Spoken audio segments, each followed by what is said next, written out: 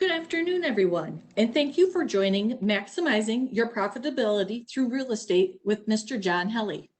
I'm Nicole Cass, the CE Program Manager for the MVMA and today's moderator.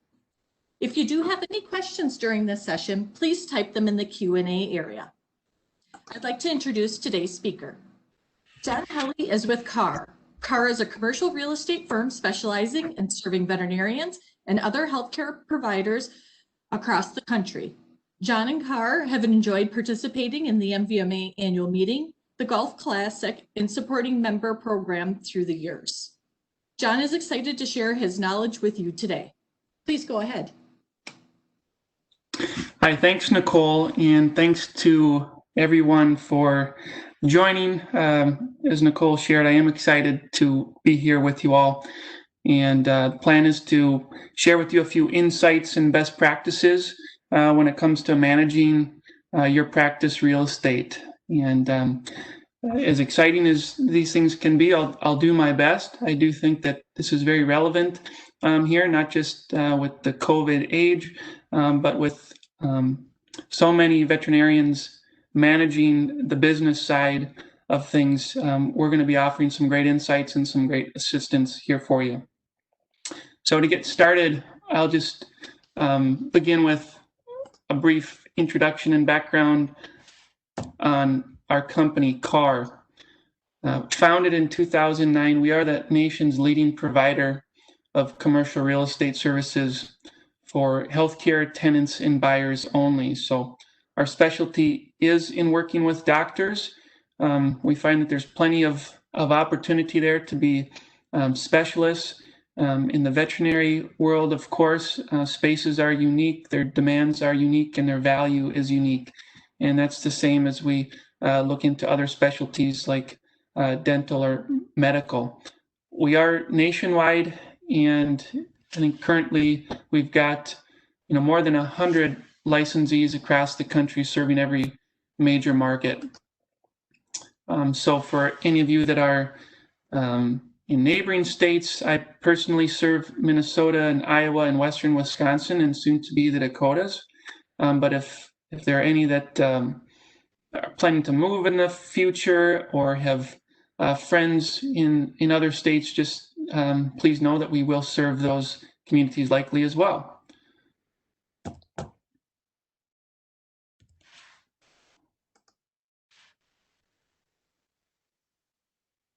So each year we're representing thousands of healthcare practices with their lease and purchase negotiations. And with that specialty and with that many opportunities, that's really translating into a high quality of work where we're learning from each deal, deals in different states, deals with different types of landlords.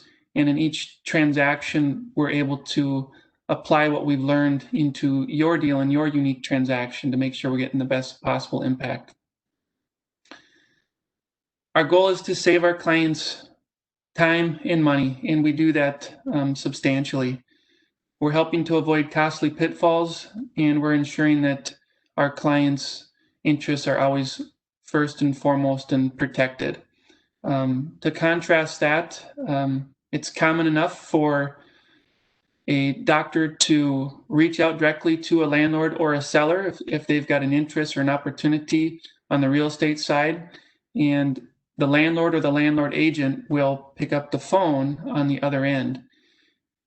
And so that individual, whether the landlord agent or the landlord, is going to be protecting their interest. And it's very important that in these transactions that you have somebody that's advocating specifically for you.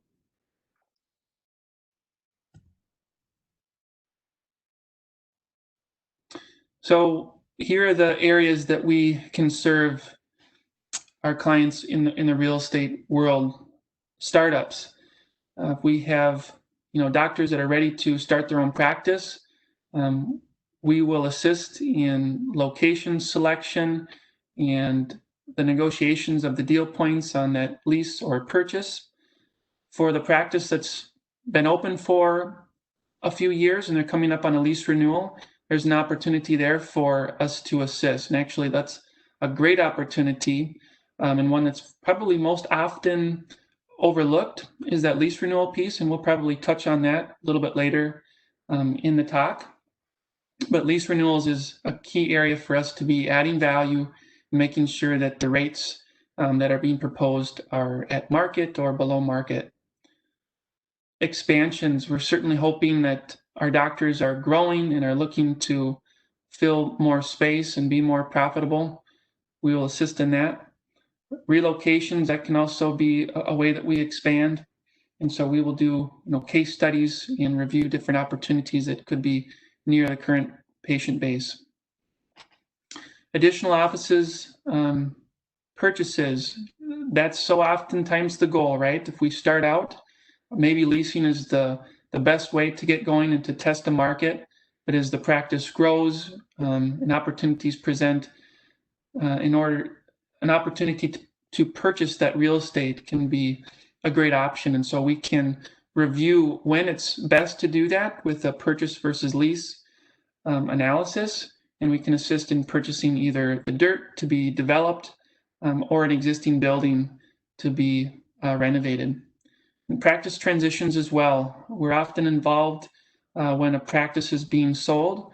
One of the components of that practice transition is the real estate, whether that be a lease or the actual sale of that real estate.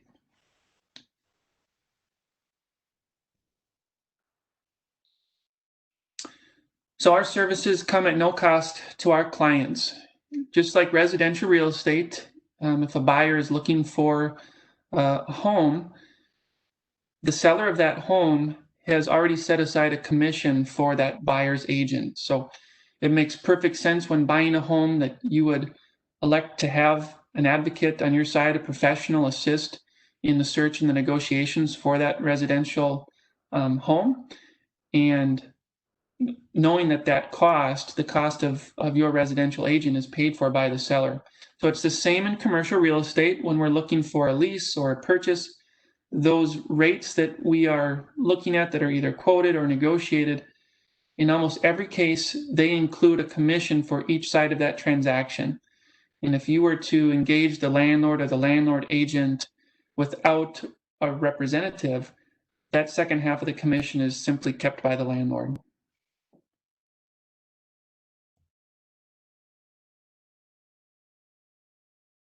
So just a reminder, also for those who might have to step out, if the topic is kind of piqued your interest, but maybe you're not able to stick around with us for the remaining portion as we get into some of the details, I want to remind everyone that we've got a great resource at car.us, whether that's just testimonials from others that have gone before you and have had great things to say. Sometimes we start there just to make sure that the company is legit and that people are using them and are happy.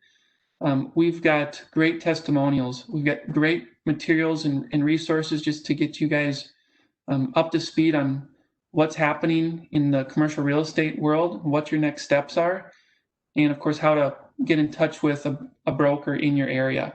So maybe just write down or make note that a Google search or plugging in car.us will bring you to a great resource there in our website.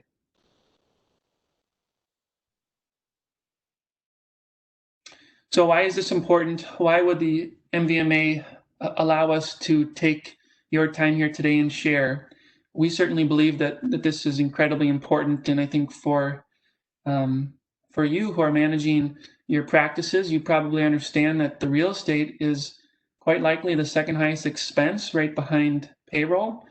And furthermore, your opportunity to impact that expense comes around very rarely. In a leasing scenario, we might have a chance to influence the lease rate every 5 to 10 years. If it's a purchase, of course, you're sometimes locked into that a little bit longer, or it's harder to change. There's just more moving parts. And so we want to make sure that that's done very well. Understanding that when we're in a space, let's say a leasehold space, that those rates are escalating at a predetermined rate. And if it's been 10 years at 3% annual escalations, it's very likely that your rates at year 9 or 10 are well above market. So it's very important, of course, to understand where our rates are, what our lease says, and make sure that we are doing the very best we can with our real estate, whether it be a lease or a purchase.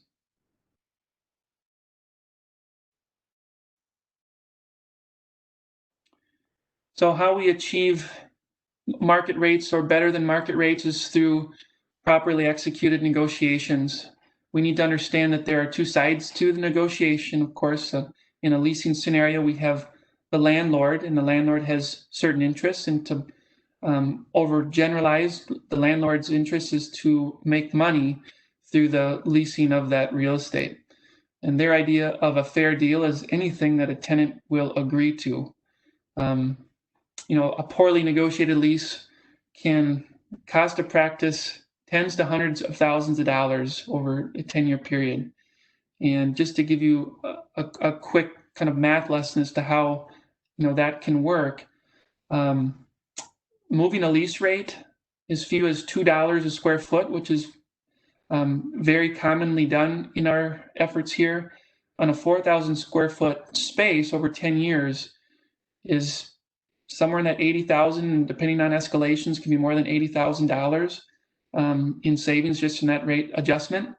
And so just give you a little picture of how even a small change in a lease rate can translate to significant savings over the course of a lease term.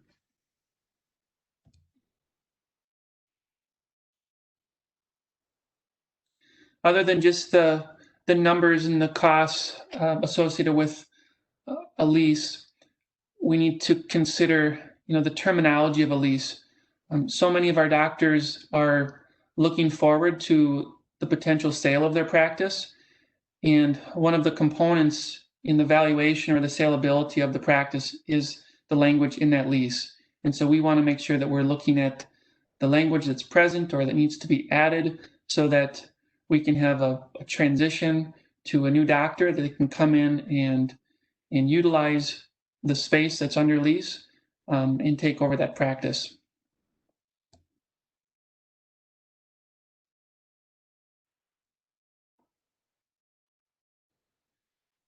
So now just to understand some of those landlord motivations, and forgive me here as I kind of try to jump back and forth between leasing scenarios and purchase scenarios. I'll try to call them out. I think a lot of what we'll talk about here today will be on the leasing side, but we'll certainly spend a little bit of time on the purchase transaction and purchase concepts as well. So here on the landlord and leasing motivation side, understand that the lease rates influence the valuation of their property or their building. And so they are trying to get high and healthy lease rates. So many landlords are open to the sale of their building, and having occupancy of high quality tenants at high lease rates directly influences what they could sell that building for. So that's a major motivator for so many landlords.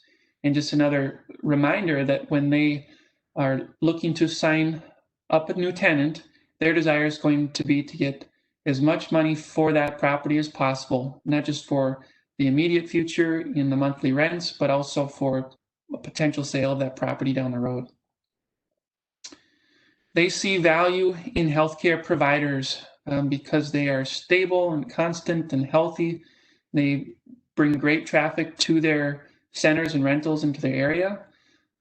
They're willing to give significant concessions to these types of tenants, to veterinarians, to dentists, to healthcare providers. These are some of the most valuable tenants, I would say, in commercial real estate right now.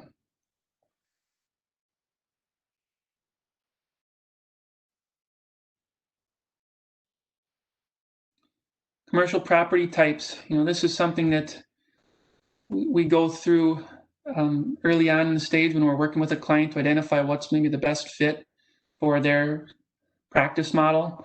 Do they want a standalone building, or do they want to be in a space where they have neighbor tenants and they can maybe play off some of the synergy and some of the positive things relating to those neighbor tenants? Signage is a component that's unique to each one of those scenarios. A standalone building might have options to have signage on, more than just one or two sides. Might have more options for pylon signage. But we're looking at each of these different components when it comes to property type and location selection. So exposure and access and parking, we talked about synergy. General cost, sometimes there's cost savings when we're in a multi-user space. The parking lot expense, for example, is shared between the users. So that can be a great detail to take note of. Whenever we tour a space, we're careful to tour, during the weekday, during business hours, to make sure we're understanding what is parking like, what is the flow like, are people seeing the space, are they able to access it well? So these are all considerations that we're making early on in our process.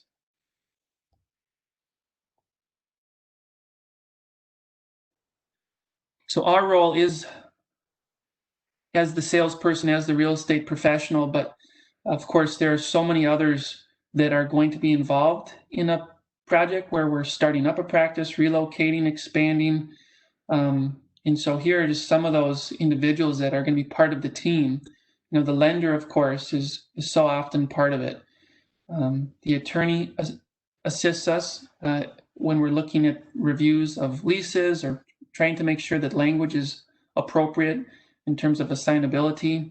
CPAs can be extremely helpful when we're looking at expansions or maybe an option to purchase, and they can help us understand what some of those tax benefits would be if we're moving from a leasing scenario to a purchase scenario. Architects are assisting in the design and helping us to understand what size space that we really need. They can help us understand the flow of the space, and maybe we can get away with a little smaller space if it's designed appropriately versus paying for something larger and less efficient. Contractors work very closely with the architects, help us to understand the costs of the project early on, and equipment and technology as well. We like to get this team kind of gathered very quickly and early on in our process so that we can get a good understanding of what the end goal is, what some of those costs are likely to be, and do a good job of estimating those costs. And that allows us to make sure that we're looking for the right property at the right price. We certainly would hate to be showing a client properties that are not the right fit, whether they're too expensive, too large, too small. And so it makes a lot of sense for us to be coordinating with each of these individuals and helping our clients to build this team early on in the process. Some of those questions that come up on the lender side or the attorneys, CPA, any of these different areas would be that, do you have somebody that you're currently working with on the lending side? And if they do, they might consider a second option. Same thing on the contractor side. If they might know somebody that they've worked with in the past, but it's always great to consider a second or a third option to make sure that we're getting fair and market rates, that we're getting a good perspective of what things cost.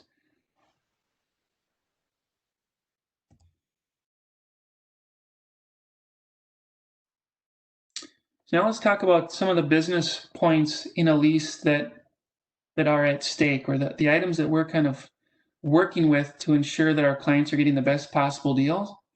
The rate is, first and foremost and fairly obvious. We certainly want to make sure that we're getting rates that are at or below market. We don't want to be paying above market really in any scenario, but we want to understand what type of rate that is, what's included in that price per square foot. We need to know who's paying for water, who's paying for sewer, is there any sort of janitorial included?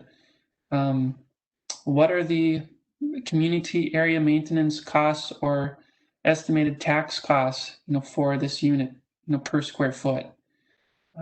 So it's very common for these details to be missed, and some of those costs can be significant enough that we would not want to misunderstand those or miss those entirely. The length of term in a lease is one of the biggest, pieces to this puzzle. From a landlord's perspective, they're looking at a lease in terms of how much money it's going to bring over the term of that lease. So a shorter term lease, we'll just say a 3-year lease, is going to bring a lot less money than a 10-year lease through the term of that. And so if we are seeking a 10-year term, we have a lot more money at stake here for the landlord. And so our leverage in the negotiation becomes so much greater. We can use that leverage to achieve lower rates for the years of that lease term, to achieve more and better concessions, whether that be free rent or a tenant improvement allowance, which is simply dollars that the landlord is contributing to the build out of our space. So lease term is a piece that we talk about again early on, and the question is usually to the doctor, how long do you anticipate being able to operate in this space? Usually for a doctor that's coming into a space that needs a lot of money to get the space built out, to open the doors, to practice, it's unlikely that that doctor is likely to leave inside of 10 years. And so we try to work through that to understand why it might be advantageous for them to seek a longer term lease, an 8 to 10 year lease versus a shorter term lease of 3 to 5 years. Mainly that the downside shows up on a short-term lease when the renewal term comes, and the landlord has all the leverage in this scenario, because the veterinarian has maybe only recently, let's say, opened up the practice and has established a patient base and has kind of just gotten things rolling. They've put in a lot of money into the space. And now when it comes to a renewal term, it's very unlikely that that vet would be doing anything other than renew.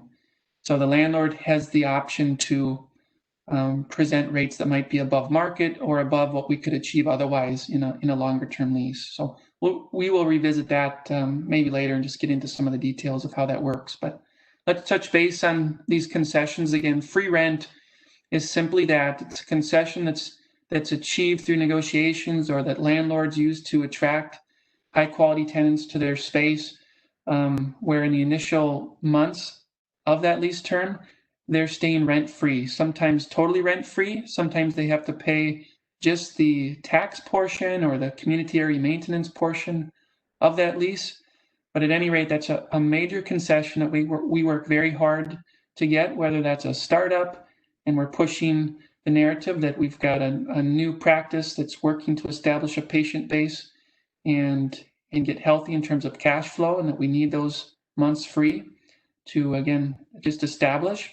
Or if it's an expansion or relocation, we can use the same logic with the landlord that suggests that for the expansion, we need time to fill this new space. And the free rent allows us to do that in a healthy way. Free rent is a piece that we find landlords are oftentimes more able to give us, because it doesn't quote unquote cost them anything if the space is otherwise vacant, versus the tenant improvement allowance, which we'll talk about now, which landlords are typically having to borrow. So when we're looking at a space that's not built out currently as a vet practice, it's going to take significant amounts of money to improve that space so that the practice can be opened up. We're seeing, numbers come in somewhere in that $140 to $160 a square foot for the improvement of shell retail space into vet clinic space. And it's oftentimes that the vet does not have the resources to pay that bill fully. So we need the landlord to contribute towards that build out. So we're negotiating for contributions, and oftentimes we're seeing a portion of those contributions be amortized into the rates, and then a portion just be given as incentives or as concessions. And so we want to be very careful to track that and understand what the space would be leased out to if we weren't being given tenant improvement allowance, and what that rate is doing once the landlord is offering us a healthy portion of tenant improvement allowance. And so we can make a basic calculation to understand what portion was amortized into the rate and what portion was simply given as a concession. Other business points include renewal options. We want to make sure that there's at least 1 or 2 renewal options as part of our lease. Even with that, our advice is that we would negotiate each renewal. As we talked about earlier, after an initial lease term, it's very common that the market has changed, or that with rate escalations, our rate at 10 years is now needing correction when it comes time to renew. And so we still recommend that you would use services of a professional when it comes time to renew, but it's great to have that in your lease in the event that maybe the practice is sold and the lease goes with it, or somebody just forgets to get somebody involved.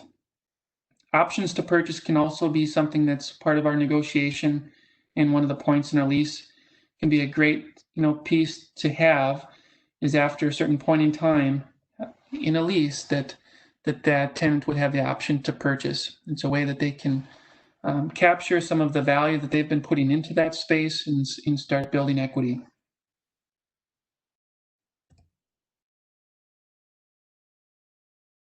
Just continuing on, assignability is something that we want to make sure that we consider, especially for a doctor that is considering the sale of a practice in the next 5 to 10 years. Death and disability, relocation protection. It's not uncommon for landlords to have in a lease that they have the ability to relocate a tenant.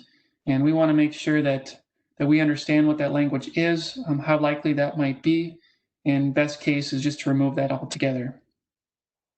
Exclusivity is something that we, in almost every case, are able to achieve for our clients.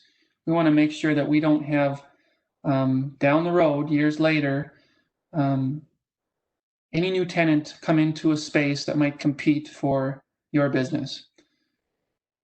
Signage opportunity, we want to make sure that we understand where we can put signage, if we have the best spot on the pylon, and we can negotiate those terms.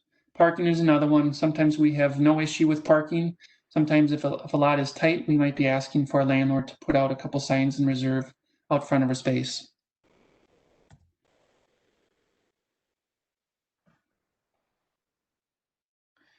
Purchase versus lease. This is a question that we want to be asking with each client.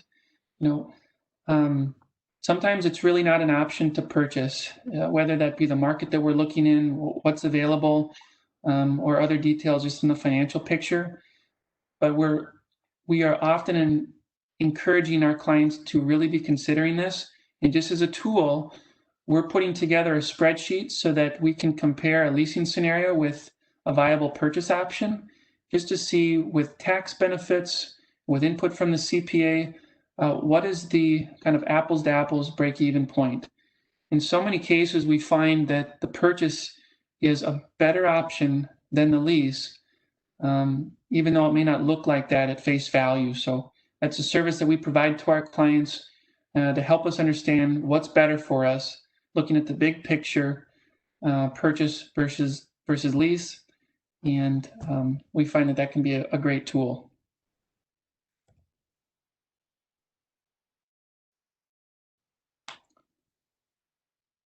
Negotiation strategy. Timeframe is one of the most important pieces of an effective negotiation. To give you a little bit of a sense of how much time we're looking for, 9 to 12 months for a new lease. That'd be a startup, or if somebody's looking to maybe relocate, we would love to have 9 to 12 months. And in fact, if somebody was getting in touch with us 24 months to 18 months from when they want the doors to open on their new space, that would not be too soon. A lease renewal, 12 months is pretty close to a minimum when we would like to get started, ideally. And so if you're looking at your lease and you should be tracking when your term date is, and we should be talking about what strategy we would like to take, what our options are 12 months from the date of that lease term. Land purchases can take a little bit more time. We love to have 18 to 24 months to make sure that that we have time not just to purchase the land, but also to consider zoning issues, site prep, and the building, the construction of that building. Practice acquisitions can be a little quicker if it's just a simple negotiation of a lease or the sale of the land together with that practice purchase.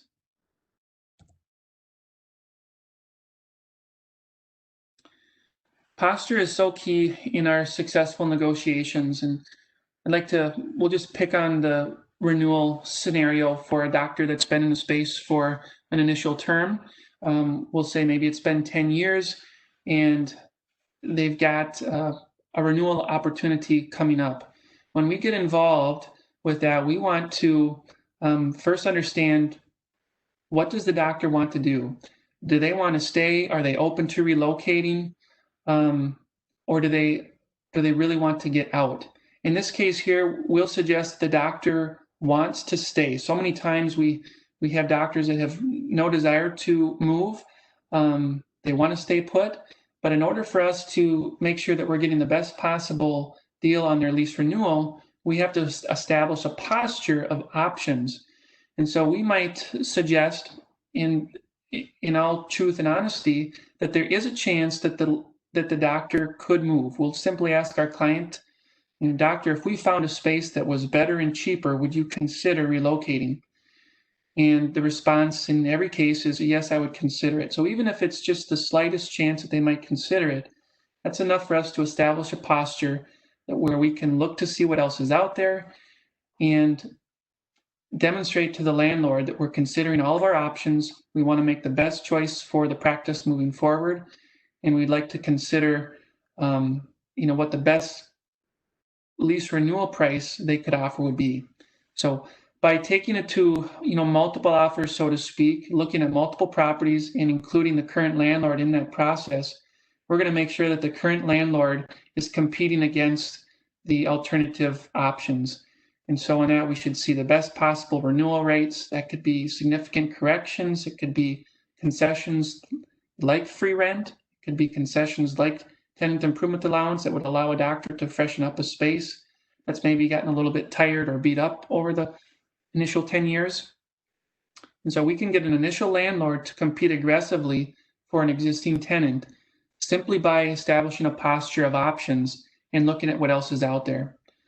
Furthermore, it's very common for us in a renewal scenario like this, working with a doctor that's established early on that they have no interest in relocating, but they would consider something just for the sake of argument. When we go through our process and look at what else is out there, we often do find properties and opportunities that are advantageous to the practice and to the doctor, that they actually do relocate the practice to something better. So it's a great exercise, not just in making sure that we get the best deal on a renewal if we stay, but just to explore other options. We could reveal that the best thing for the practice is in fact to relocate.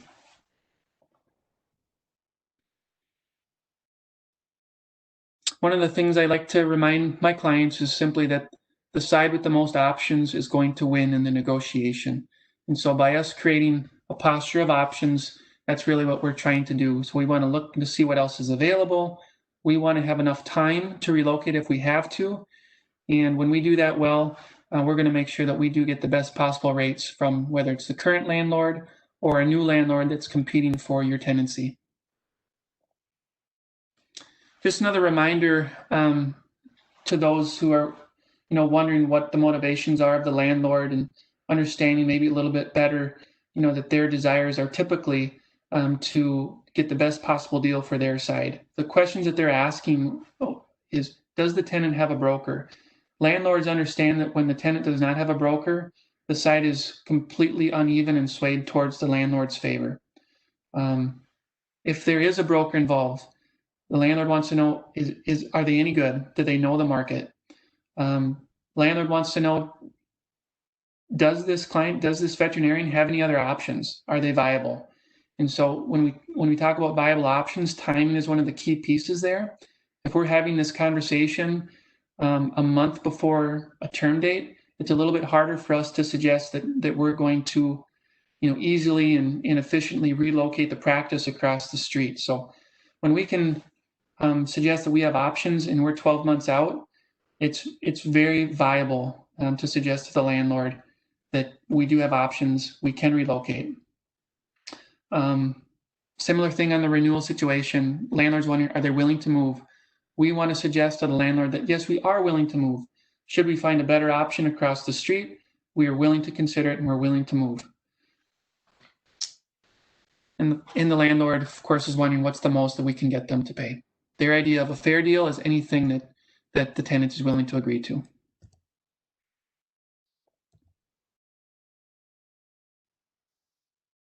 Some common mistakes here.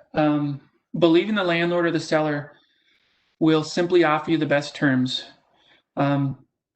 Whether we're window shopping, maybe we drive by a vacant space and there's a phone number that we call, or maybe there's a website that we find and there's a listed price. It would be a mistake to believe that that price is the best price. Or if we know the landlord because we've been a tenant in a space for a while, or we know the seller, it would be a mistake to assume that the price that they're offering us is the best price. Determining market value by asking the neighbors, whether that's somebody in your building and you're looking at a renewal, or you're considering going into a new space and you want to talk to somebody that's already been there. That's one piece of information that we take very lightly with a grain of salt. You know, a better question to ask a neighbor is, if you're unfamiliar with the property, is, do you like it here? Is the landlord good to work with? Is the property management team good to work with? If they do share what they're paying, we would take that with a grain of salt. There's so much that goes into a rate that we would not want to judge the success of our deal based on another tenant who's overpaying on their rent, right? We don't know if they used representation. We don't know if that representative was any good at what they did. We don't know the term of their lease or what was included in that. And so we certainly don't want to be drawing any significant conclusions by asking a neighbor what they're paying.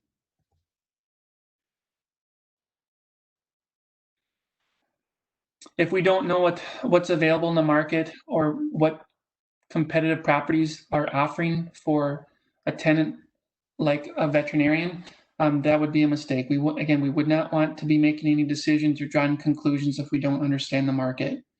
One of the biggest mistakes that we see here is assuming that you can save money without representation. Of course, there is a commission that's set aside for the tenant's representative. And the assumption could be that if you go without a representative, that commission could be passed along to you. The mistake would be this, that you would be leaving so much more on the table than just that small commission. And to do it yourself, we find that clients find deals that are vastly inferior to deals that are negotiated with a representative. And in most cases, even when a landlord says that I'll pass along that commission, to you, or it'll be a savings that are calculated into your rates, they're still going to be paying above market. So the only way to understand the market, which is the key to success here, is to be working with somebody that works in the market every day. Another mistake would be talking directly to the landlord or the seller. It's just a way to be getting bad information, to be talking to somebody whose motivations are in almost every case so misaligned with yours. So at whatever point that you decide to be looking into some sort of a change on the real estate front, the recommendation is to be working with the representative and have them be your point of contact to the landlord or the landlord's agent or the seller.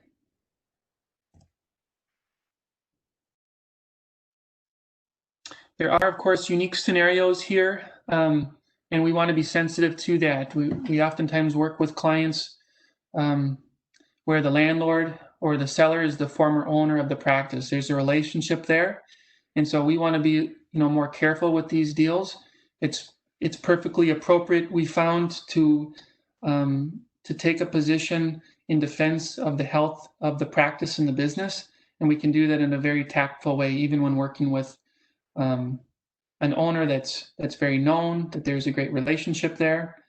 Same thing when the landlord is a patient, right? We're working with a client and they say, I need to negotiate a lease renewal, but I'm concerned because I'm going to be seeing this landlord as a patient from time to time or a client, and I don't want to make anything uncomfortable. So we're very careful and cautious with those scenarios and making sure that we present a front that is very respectable, right? Landlords understand that doctors need to strike the right balance of doing what's best on the business side and also caring for patients and clients. Same thing when we're buying a building from the current landlord. There's a relationship that's already there. We want to be very careful there. And with a practice sale transition, there's unique qualities to that as well. Oftentimes the real estate is an afterthought. And when we come in to assist, whether it's valuation of a lease rate or the sale of the real estate, that we want to make sure that we're communicating well to each side as to what value that we're going to bring, and so that each side benefits from our involvement. I thought it would be great to share some of the insights that are newer with COVID-19, the ways that that's impacted the market and how, what's better, what's worse. And in terms of veterinarians, we are seeing across the country that your value has never been higher. We know that healthcare providers in general have done very well compared to other tenants and other users, other business owners across the country, but veterinarians have been standouts. And so that's a compliment to you and your model and your work ethic, that you've been able to find a way to not just survive, but thrive here. And landlords and sellers understand that. And it's important to note that here. And so with your value being a key component in our negotiation, it's just critical to call that out, that your value's never been higher, which means the deals that you guys are able to achieve when we successfully negotiate on your behalf, they've never been better. Inventory is also higher, it's growing. Of course, there's a sadness to that we do look around and we see that there's businesses that are failing. But what's happening is that there's spaces that are coming onto the market. And those are spaces that can be available to veterinarians that are looking to start up, expand, relocate. It just gives us more options. When it comes to landlord motivations, when we combine these two items, that the vet's value is high and that inventory is also high, landlords have vacant space and they have space that's coming available. They are extremely motivated to find aggressive deal points to get you into their spaces. Banks are lending, in specifically here to veterinarians. We're seeing great rates, interest rates are, I believe, at all-time lows. We're seeing promotional rates come through that we've never seen before, and that can be for practice debt consolidation or real estate. There's resources out there that can allow vets to do things that maybe they couldn't do before. It's allowing your money to go further. Having conversations with lenders is a great kind of starting point. We certainly can be the first point of contact when somebody's got an idea of we're looking at doing something on the real estate side. It can also be a banker, and it's kind of a 1-2 punch. We want to understand what's available to us, and I think the good news is that there are programs still in place and running for veterinarians. I think specifically practice finance options for veterinarians are very much alive and well. It's, again, showing the value that they see in veterinarians. I think Wells Fargo in particular has done very well in staying with startups and expansions and specialty lending programs for veterinarians. And so something just to call out. Some of the buzz that you might hear around is that construction costs is high and so high that it might even restrict somebody from moving forward on a project. We're actually seeing that for most types of commercial construction, the costs are stable. And so for somebody that's looking into this process, we want to get you in touch with a contractor to get good, solid, up-to-date information as soon as possible. but the information that we're getting from our projects and from contractors that we're bumping into is that costs are stable. And for those that are not building with stick lumber, that again, costs are stable. That's not to say that they're cheap. Of course, these projects do cost money, but we're not seeing that COVID-19 and any sort of demand changes or shortages are impacting in any significant way the commercial construction market.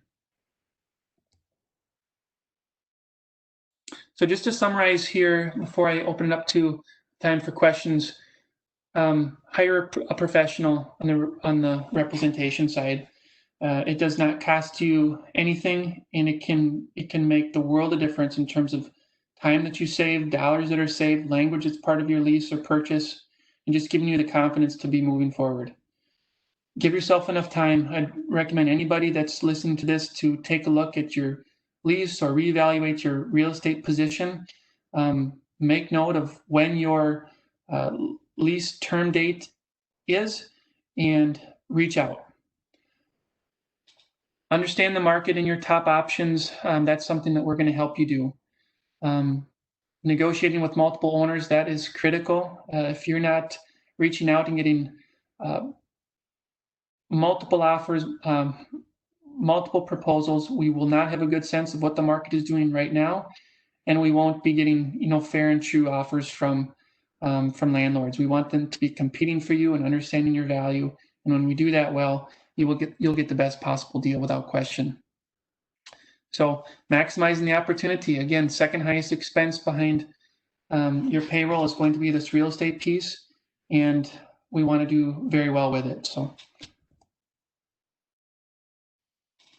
at this point, Nicole, I'd love to open it up if there are any questions, and we can work through that. Yeah, so a reminder, if you do have any questions, please do type them in the chat area. We don't have any questions just yet, so I do want to thank you, John, very much for your time and your expertise today. And I also want to thank all the attendees for joining us, taking time. I know everybody's really busy. So that's awesome that you were able to join us today. I do have a question. If you're looking to start up a new practice and are interested in purchasing a place, potentially one that you can live on, what is the biggest thing you need to be aware of? Zoning? Nicole, I apologize. Could you repeat that question for me? Sure. So this person's looking for a startup practice, and they're thinking of purchasing a place where they would also live on the same land or maybe even connected. Okay. And so what's the biggest thing that they should be aware of? And so they were questioning if zoning might be one of the things that's Absolutely. Yeah, great question. Zoning is a key piece for us in each project. Veterinary use is one that we find is oftentimes not specified in land use for each city. They leave it open-ended so that in most cases where we are working with the city to explain the specifics of our use and the type of clinic that we're proposing, and we're looking for some sort of approval there from the city. So I would say zoning is probably top on the list as we're kind of getting started, maybe looking into an area, considering a piece of land. And that's something that we oftentimes are assisting with our clients if they haven't already started looking into that. But we will reach out to the city on our client's behalf and asking questions and doing some research as far as a particular piece of land. It usually involves some form of application process and petition and review. And in terms of timing for that, we see usually around 60 to 90 days to be getting word or approval back on that. It's not uncommon for us to get maybe some quick feedback from somebody at the city office that would say, hey, I don't think you'll have any trouble there, or the city is typically open to that, but they'll probably stop somewhere short of a definitive yes or no. They'll make you kind of run through their process before you'll get that piece. Thank you. Do we have any other questions out there? Just give people just a second to type them in. while we're waiting here, Nicole, one of the questions that we get often is on a leasing scenario is, what if we're already month to month on our lease? What if our initial term is expired and we're just kind of operating here without a lease really in place? We're just going month to month. Or what if we're just within a couple months of our lease term date and we've kind of already missed that ideal window of 12 months or 18 months in getting this process started. So the recommendation is simply this, that getting us involved at any point is always going to be better than continuing it on your own. We might have less leverage in the negotiation. Our posture might be a little bit weaker if we're month to month, but we will help find a way to create a posture and make the most out of any situation. Okay, so just an encouragement that if you find yourself in that situation, please still consider reaching out. We can talk through your unique situation and try to create a plan. Great point. At this time, we don't have any other questions. Oh, take it back. We just had one come in. How does that change if you're doing, I think this is going back to the zoning type question. How does that change if you're doing an ambulatory practice versus a haul-in? So small animal. In terms of the process, I would say it doesn't change. I think one of the steps in that process is going to be explaining in detail the scope of the practice and what it all entails, how the land is going to be used, and that will be part of that formal application. And so usually there's a written application that requires some sort of a fee. It's usually not a significant dollar amount. It could be a couple $100. And then there would be a hearing that takes place where you have a chance to present to a committee the details of your proposed use. And so if you have more of a specialty use, that would just be part of that, explaining how the land is going to be used and why you believe it's going to be a good fit. It's not going to be disruptive to neighbors, and really that's what they're concerned about in all of these efforts. So the more specialized we get in terms of the use, it's even less likely that there would be standard language that already exists that is kind of a clean cut, yep, it's allowed. So there's going to be a process of you applying and petitioning and getting that approval. But in most cases, we find that that we are able to get approval. We find that mitigation efforts for any of the concerns of whether that be sound, noise, or pet relief areas, we have ways that we can kind of mitigate those through construction practices and whatnot. So excellent, thank you. At this time, we have no other questions. So again, thank you everyone for your time today, and have a great week and stay safe. Thank you, everyone.